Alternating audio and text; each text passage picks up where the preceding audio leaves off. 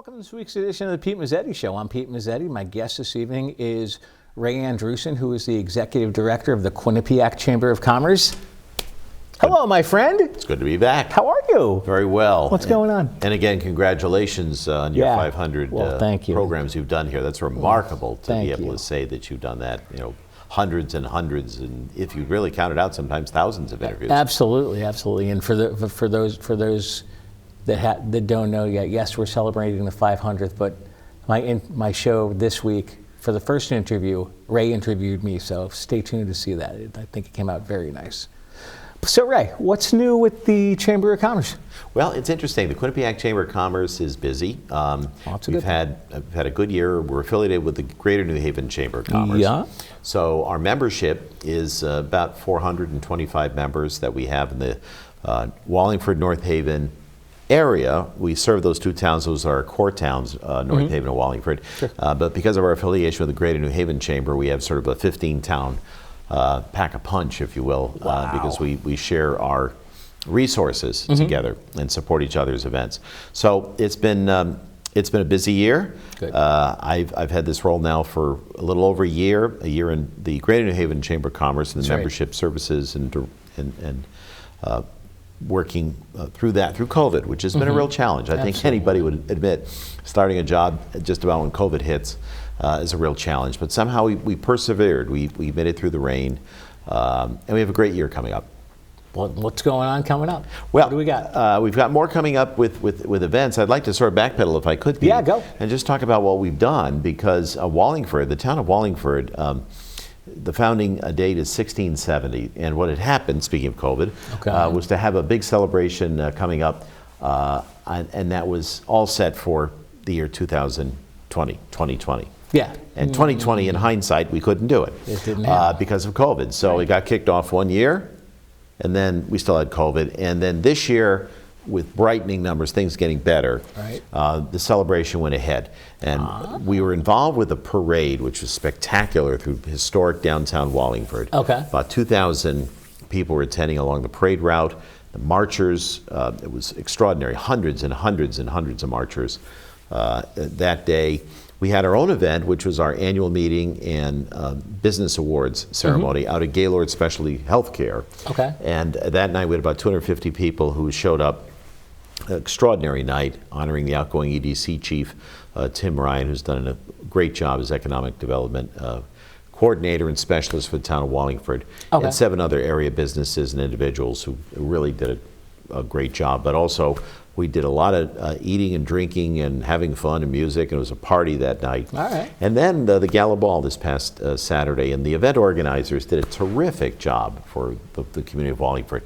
You do community media and broadcasting here. You know how important it is. Oh, absolutely. And it's a great feeling to go to these events and know people and walk around and just feel like you have friends in the room. Yes. And it was terrific. We're looking forward as well, coming up to our Golf Classic on August 15th. It's going to be at the Farms in Wallingford, becoming one of the state's premier golf events. We had 120 last year. We might have a few more. People are signing up already. Love to get out there and hope we had the weather we had last year, about 82 and mostly sunny. It was a spectacular day.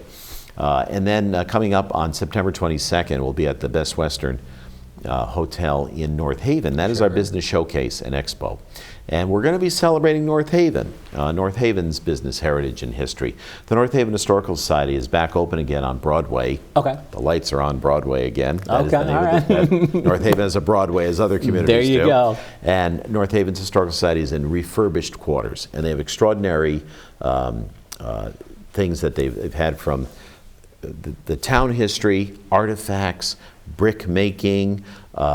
They also have an agricultural heritage in North Haven. It's cigar factories were there. The John C. Yule factory, Summerdale cigars, for example, were rolled in North Haven. And there was a company called Kickapoo that on Route 22 on the way to Northford section of North Brantford made Kickapoo Joy Juice. I'm not making this up. It was an elixir that people would buy, and a health elixir, of which there were many in the late 19th century, early 20th century. All right. I mean, it could have been a dark and stormy or a gin and tonic for all we know in a bottle. And what's wrong with that? Nothing, I guess. All right, just give it a different name. You just order, I'll have a Kickapoo Joy Juice, please. Exactly. But the town history is varied, and we'll be featuring that day. And some of our very finest restaurants and all of our businesses will be part of our showcase. We honor women coming up late October, Women in Achievement Awards, where we bestow honors to 6 local women in business leadership and community leadership from both the business and nonprofit world. So it's a busy year ahead. We have our downtown decorating in Wallingford and North Haven come the holiday season. We also have, this being an even year, we have state representatives and state senators and candidates forums we'll be doing in September and October. The Small Business Council, where we gather once a month at area restaurants, either in New Haven or in Wallingford and North Haven. A lot of small businesses have had so many challenges during this period with COVID, with inflation, supply chain disruption. It's something we do on a monthly basis. Our QNet business leads groups, we have about 20 people get together, having morning coffee and breakfast together, and we share leads. We just share business and talk about some of our challenges. And also, if you've been through Wallingford and North Haven, what I really love is you go down that Route 5, Colony Road, North Haven, Washington Avenue, North Haven, Colony Road, Wallingford area, and you see the smokestacks and you see the industry. The only steel factory, the only steel plant in Connecticut is Nucor Steel in Wallingford on Tully's Road, near the North Haven line. One steel plant. And Nucor is a national, international, large, eco-friendly steel producer. Oh, cool. Ulbrich Stainless Steels, CEI Component Engineering. If you think about Allnex, they make plastic coating and resins. BIC, BYK USA, same thing. International company, Rome, which is affiliated with Allnex as well. The manufacturing base is remarkable. In the States, Chief Manufacturing Officer, who would be a great guest here for you, is Paul Lavoie. You know him? I sure do. And Paul is our Chief Manufacturing Officer for the state of Connecticut. And he remarks about our manufacturing comeback. It's starting to slowly come back. And this is an area where we've sent a lot of kids to school to get psychology and sociology degrees. No offense to anybody who has one. Or me, a history. I have a history degree or political science. It's wonderful to be educated, but we need more trainees, and we need more entry-level jobs in manufacturing. The jobs are there. You know, Pete, the thing that I find remarkable is that in Connecticut, you can start right out of high school. If you go to some of the technical schools, maybe do this while you're getting your degree at community colleges, of which we have excellent community system here in Connecticut. And you can start out of the box making $75,000 a year in a manufacturing job. That means that if you're 18 years old and you start there at 17 or 18, by the time you're in your early 20s or mid 20s, you can buy your first condominium or your first house. You're at a stage of your life where you get ahead economically out of the gate if you start these jobs. So those jobs are there. We had a manufacturing career fair. It's disappointing to note that what we have as a challenge in Connecticut is workforce development. We're struggling with getting workers, I think. That's a problem because we've had an outflow of young people leaving the state of Connecticut. But we need to keep them here because the jobs are here now and they pay well. And Connecticut, we keep thinking that Connecticut is such an expensive place to live. There are a lot of other places that are expensive. Florida, which was a bargain in many places. Florida now has comparable cost of living to Connecticut along the coast in select areas. Other areas like Arizona are becoming, Austin, Texas. Austin's a boom city. Austin is becoming increasingly expensive. I mean, they're not on the level of Boston or New York or San Francisco or Washington in terms of cost of living, but they're on their way. And Connecticut right now is a good investment in your financial future because the salary here is higher. The jobs are starting to come back. So we have to look at maybe making that kind of an adjustment. And I know a lot of our member manufacturers are excited about the near future. I know the Our universities are gearing up. The engineering program at Quinnipiac University is partnering with some of the local manufacturing concerns for job placement immediately after school, for internships and that kind of thing, paid internships for these students. Really? So it's really an exciting time. Our state financially is getting more stable. Our state fiscal position is better than it was 5 or 10 years ago. So we're kind of seeing things go well. We do have problems with inflation. We do have problems still with a very tight real estate market. The demand is certainly outstripping the supply at this point. So there aren't that many properties available. From a residential standpoint, from a rental standpoint, there's a squeeze on rents. We know that's happening. Conversely, we're also seeing with respect to office space usage, that with remote working, there's less demand for large-scale office space. And some solopreneurs are now working out of their house. So what's going to happen to a lot of the office buildings, they may have readaptive use and they could become residential spaces. Some of them are being cleverly reused as manufacturing spaces are being used for new types of retail. And for restaurant use, classified for rezoned for recreational use. They're kickboxing studios. They're places where you can have a drink and get your 9-iron out and play golf, indoor golf. And the problem with that is what? Nothing at all. So we're seeing this kind of turnover, creativity. Things are starting to look up. I know we have a long road ahead, but I feel like in Connecticut we really are coming out of what might have been a very difficult 10, 15-year period. Absolutely. And you mentioned during that segment about the local officials running for re-election in November with the candidates forums. Yes. One in particular you and I have to mention. Let's see if we can put our ESP together. No? North Haven? Well, in terms of candidates at the state level and the state senators, so state senators and state representatives are up this year. So the thing that I think people remember is that the municipal elections go odd years. So of course now we have our state senators and state representatives that are on the ballot for this year, and governor, of course. We have the governor's race in Connecticut. And then, of course, on the state level, it's congressional, and there's always the challenge, And I'm sure when you guys do your candidates debates, your candidates forums are pretty well attended. They can be. I think unfortunately we're seeing, and it's true to be very transparent about this. We're seeing a sort of a disconnect because people are not particularly enamored or happy with their officials these days, particularly on a national level. So there's a little bit of a civic disconnect. People are perhaps not as engaged with local affairs and service. So I would hope that people will become much more aware of what's going on in their local government, especially with challenges. You don't have Pete Mezzetti shows everywhere. We have local officials coming on. We want to know what's going on in town hall. We want to know what's going on in city hall. We want to know what's going on with our town committees and planning and zoning commissions and whatnot. And this is an opportunity for people to come out and know more what's going on. And we certainly want to know what's going on up at Hartford with our representatives and know what's going on here in the state. Absolutely.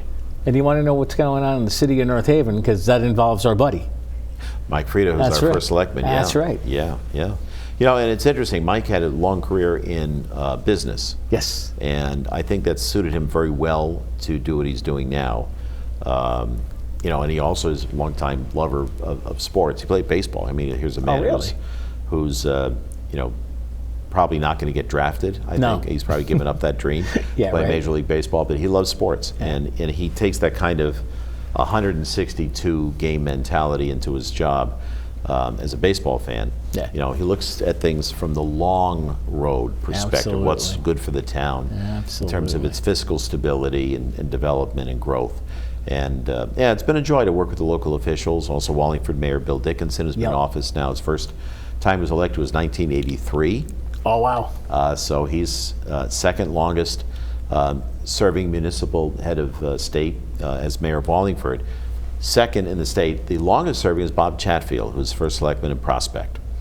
So Bob Chatfield has the honor at this point by a few years, and then Bill Dickinson in Wallingford. Ray, would you mind sticking around for another segment? I'll be right here. We'll be right back.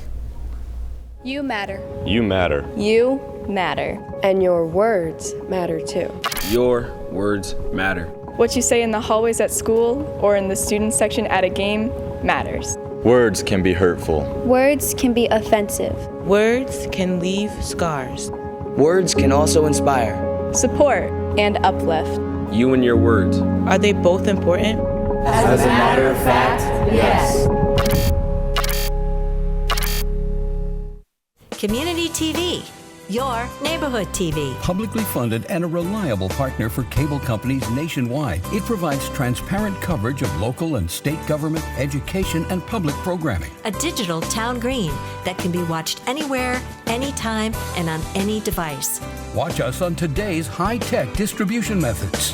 Community TV in Connecticut. Local, unfiltered, reliable, and yours.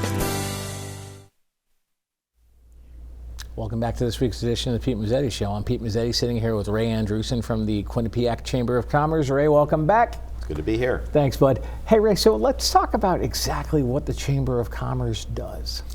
Well, it's quite a bit. Okay. And every month we do have a Discover the Chamber opportunity for people to learn about the Chamber of Commerce, which we put on our website for the Greater New Haven Chamber, our affiliate chamber, and we do this quarterly with the Quinnipiac Chamber of Commerce.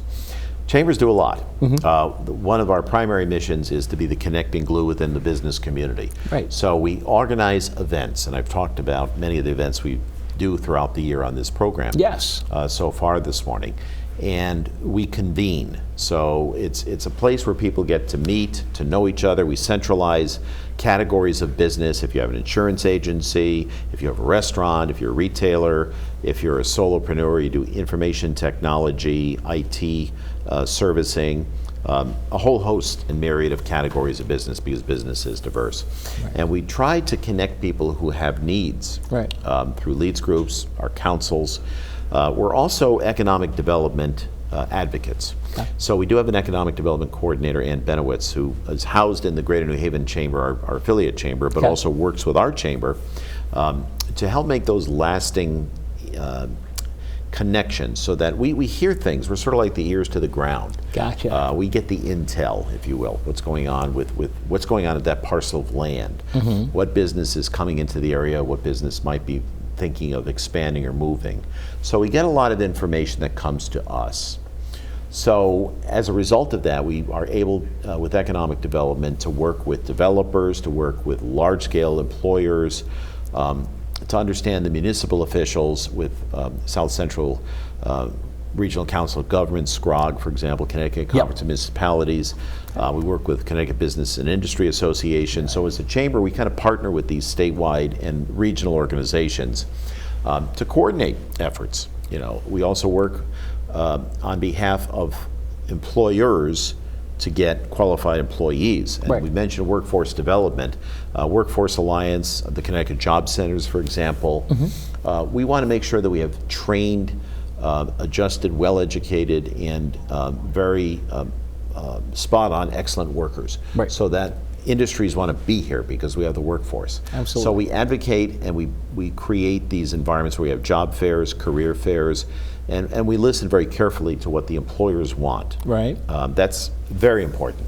A Chamber of Commerce also, aside from having all the convening events that you're familiar with, get your glass of wine in hand and start networking, or your coffee if it's the morning. Exactly. And get to know your neighbors. You know, small business, large business. We also have and adjust to changing needs within the business community. So we know that we're hearing the pain points, but we also know that there's some success going on there. We want to emulate that success, continue that success. So our government advocacy, we work very hard with governments. We have our own government specialist and communications director, Katie Ambrosio, who works on our behalf up in Hartford and with our local lawmakers as well on communications. Councils are very important because we know that the scope of business is changing. So we have a human resource council, HR council.